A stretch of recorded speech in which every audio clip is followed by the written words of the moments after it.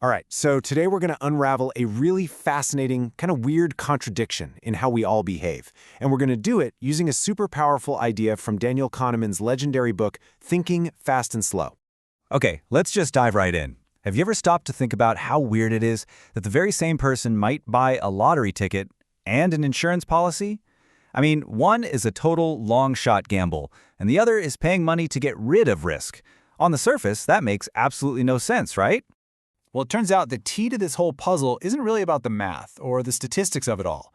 It's about how our brains feel about probability.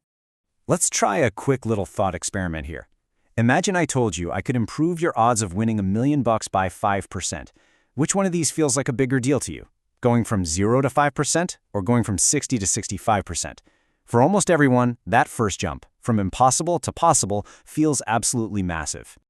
And that, right there, is a perfect illustration of what Kahneman calls the possibility effect. That leap from 0%, no chance at all, to even a tiny chance, it sparks this feeling of hope. And because of that hope, we end up giving that tiny probability way, way more importance than it mathematically deserves. You guessed it, this is the entire psychology behind buying a lottery ticket. Okay, so now let's flip the script. Imagine you're in a lawsuit and you have a 95% chance of winning $1 million. Now, the math says that gamble is worth $950 grand. But what if someone offered you a guaranteed $910,000 right here, right now? Would you risk it all for that extra $40,000? That sure thing. Man, that is incredibly tempting, isn't it? And that feeling, that's the certainty effect in action. That tiny little 5% sliver of doubt makes us really uncomfortable. We hate it.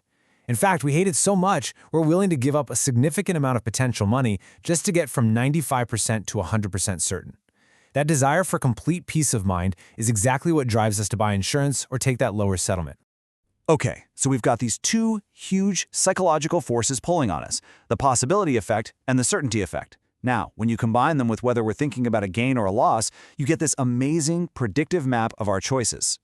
Yeah, it really all comes down to just two super simple questions that our minds are constantly, and usually unconsciously, asking whenever we face a risky choice.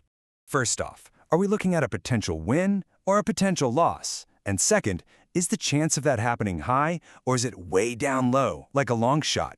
And boom, there it is. This is the fourfold pattern. Let's just walk through it. Top left, high probability of a gain. Here, we become risk averse. We're terrified of disappointment, so we'll take the sure thing, even if it's less. Now, top right, low probability of a gain. This is where hope kicks in, and we become risk-seeking. Hello, lottery tickets.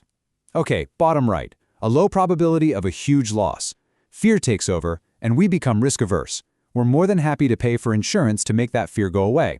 And finally, the most fascinating one for me, bottom left. When you're facing a high probability of a big loss, we suddenly flip and become risk-seeking. We'll roll the dice on a long shot to avoid that loss altogether. So, how does this actually play out in the real world? Well, the courtroom provides a perfect high-stakes example of this pattern in action. So picture this. A plaintiff, the one suing, has a rock-solid 95% chance of winning. They are squarely in that top left box. The high chance of a gain makes them risk-averse. They're very likely to accept a lower but guaranteed settlement. But the defendant, they're in the bottom left box. Facing a high probability of a loss, they suddenly become a risk seeker, willing to drag things out for that tiny hope of a miracle win in court. But here's where it gets wild. Watch what happens when the case is frivolous, a long shot. Now the plaintiff is in the top right box. They're holding what is basically a lottery ticket, and it makes them bold and risk-seeking. Meanwhile, the defendant is now in the bottom right box. They're facing a small but terrifying chance of a huge loss, so they become risk-averse and are often happy to pay a nuisance settlement just to eliminate the risk. It's just like buying an insurance policy. The psychology of both sides completely flips.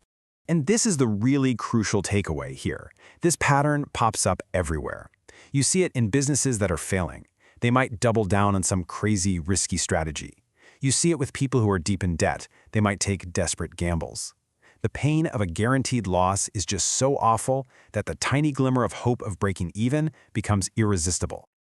So look, this isn't just some abstract academic theory. This is a pretty accurate description of how we all make decisions when things are uncertain. The real fun begins when you start spotting this pattern out in the wild. You'll see it in the news, you'll see it at your job, maybe even in the mirror. So my question to you is, now that you know it exists, where are you going to see it first?